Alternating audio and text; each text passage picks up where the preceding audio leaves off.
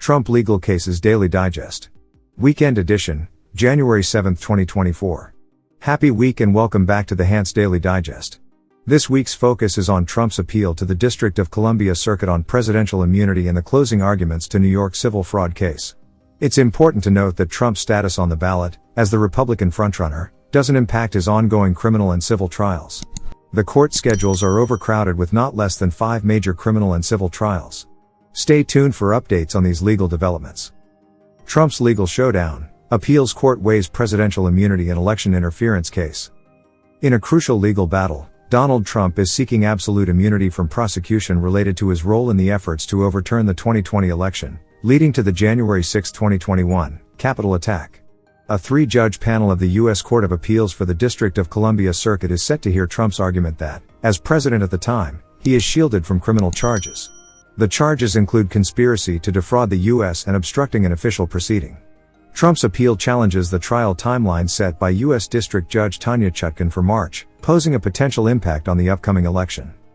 Trump's defense contends that former presidents enjoy absolute immunity for official acts while in office, asserting that prosecuting him would amount to double jeopardy due to his impeachment and acquittal. Special counsel Jack Smith argues against this broad immunity claim, emphasizing that presidential immunity from civil liability doesn't extend to criminal liability.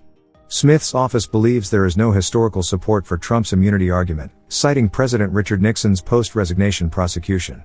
The appeals court may also consider third-party arguments on jurisdiction and the lawfulness of Smith's appointment. The 3-judge panel, consisting of 2 Democratic appointees and 1 Republican appointee, will hear arguments from Dean John Sauer, representing Trump, and James Pierce, from Smith's team. The court's expedited schedule indicates a swift ruling, with potential further appeals to the Supreme Court. If the Supreme Court upholds the appeal court's decision, Trump's trial may proceed promptly, impacting the legal landscape surrounding the former president. Special counsel uncovers new details about Trump's inaction on January 6. In a recent development, special counsel Jack Smith's investigation into the events of January 6 has unearthed new revelations about Donald Trump's inaction during the Capitol attack. Sources familiar with the probe indicate that Trump's former deputy chief of staff, Dan Scavino, disclosed previously undisclosed details to Smith's team, shedding light on Trump's refusal to intervene as violence unfolded. Scavino recounted that Trump was just not interested in taking decisive actions to quell the riot, portraying a leader seemingly indifferent to the chaos. Further details emerged from Smith's interviews with other White House advisors, including Nick Luna, who revealed Trump's dismissive response to the news of then Vice President Mike Pence being moved to a secure location. So what? Luna interpreted this as Trump's unexpected willingness to jeopardize a loyalist's safety. Despite House Democrats accusing Trump of a clear dereliction of duty, these revelations now offer assessments and first-hand accounts from Trump's inner circle. Scavino, along with key figures like Mark Meadows and Pat Cipollone, were among those directly engaging with Trump on that fateful day. As the narrative unfolds, Scavino's testimony becomes crucial.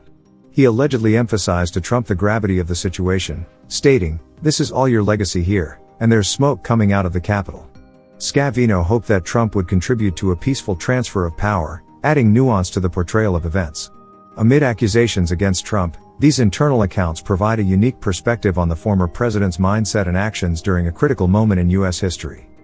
Trump's dual dance, legal battles and campaign dominance in the run-up to Iowa caucuses.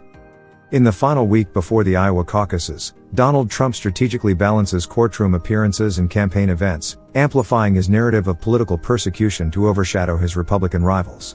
Anchoring his campaign on falsehoods about the 2020 election and explicit calls for retribution, Trump emerges as a formidable frontrunner, complicating efforts by contenders like Ron DeSantis and Nikki Haley to disqualify him. The collision between Trump's legal challenges, including 91 criminal charges, and the 2024 election sets the stage for a crucial Iowa caucus on January 15, where the nation's future appears entwined with the former president. Trump's autocratic mindset, evident in his weekend events, aligns with President Joe Biden's warning that Trump could pose a threat to U.S. democracy if re-elected. As Trump faces multiple legal battles, this week involves key court appearances, including a federal appeals court hearing in Washington and closing arguments in a civil fraud trial in New York. The clash of legal and political realms is unprecedented, with Trump utilizing criminal indictments and the civil fraud trial to frame himself as a victim, dominating GOP campaign coverage. Despite accusations of running scared, DeSantis and Haley struggle to halt Trump's momentum, emphasizing a delicate dance to avoid alienating Trump sympathizers within the GOP. Trump's divisive rhetoric and refusal to adhere to norms pose a challenge to his rivals, who, in a CNN debate, attempt to slow his campaign's dominance. While Haley and DeSantis criticize Trump's avoidance of debates and describe his leadership as chaotic, they carefully avoid directly rebuking him over the January 6, 2021, events. Trump's unorthodox campaign approach raises questions about its impact on democracy, aligning with Biden's warnings of a democracy at risk. As the Iowa caucuses near, Trump's ability to shape the narrative and defy conventional political strategies becomes increasingly apparent. Trump calls for release of jailed supporters on January 6th anniversary amid ongoing investigation. Former President Trump commemorated the third anniversary of the January 6th Capitol riot by demanding the release of his supporters who have faced convictions or detentions in connection with the incident. Speaking during a campaign stop in Clinton, Iowa, he referred to his jailed supporters as hostages, asserting that they have suffered enough. He said, "They've suffered enough, I call them hostages. Some people call them prisoners." Trump's call comes amid ongoing FBI investigations and prosecutions related to the riot, with over 1,200 individuals having faced charges, and more than 900 pleading guilty or being convicted. The former president's characterization of his supporters as hostages adds a layer to the evolving narrative surrounding the Capitol events, where some Trump supporters are now suggesting an inside job within Congress on January 6. As Trump's comments coincide with the third anniversary reflection on the Capitol riot, political pundits are engaging in broader discussions about the incident's lasting impact. Notably, MSNBC host Jonathan Capehart's emotional interview with a police officer who served at the Capitol that day drew attention. Trump continues his campaign activities with events in Iowa alongside notable figures like Arkansas Governor Sarah Huckabee Sanders and former Arkansas Governor Mike Huckabee, creating a complex backdrop as the legacy of January 6 continues to unfold. Trump's campaign antics face Biden's battle for America's soul in the 2024 election. Former President Trump's recent campaign trail antics showcase the divisive and uncouth behavior that has marked his political career. During a bizarre monologue, he mocked the late Senator John McCain's Vietnam War injuries and went on tangents about the Civil War and various legal issues. Trump's actions aimed to create a contrast with President Biden, highlighting the deep divisions in U.S. society. The success of Trump's disinformation efforts, evident in a recent poll, raises concerns about the erosion of truth and trust in American democracy. President Biden, addressing the challenges to democracy, emphasized the defense and preservation of American democratic traditions. The concern over the potential expiration of nearly 250 years of democratic principles resonated throughout Biden's speech at Valley Forge. As Biden prepares to visit Mother Emanuel AME Church, the site of a racially motivated mass shooting, he aims to underscore the devastating consequences of political violence and racial rhetoric unleashed during Trump's presidency. The upcoming 2024 election is framed as a battle for the character and political destiny of America.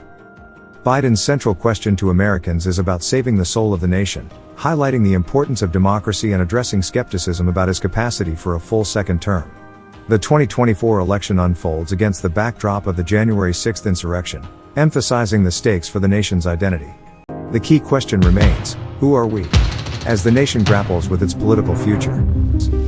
Thanks for watching. If you like it, comment and hit the like and share buttons. Subscribe for future videos.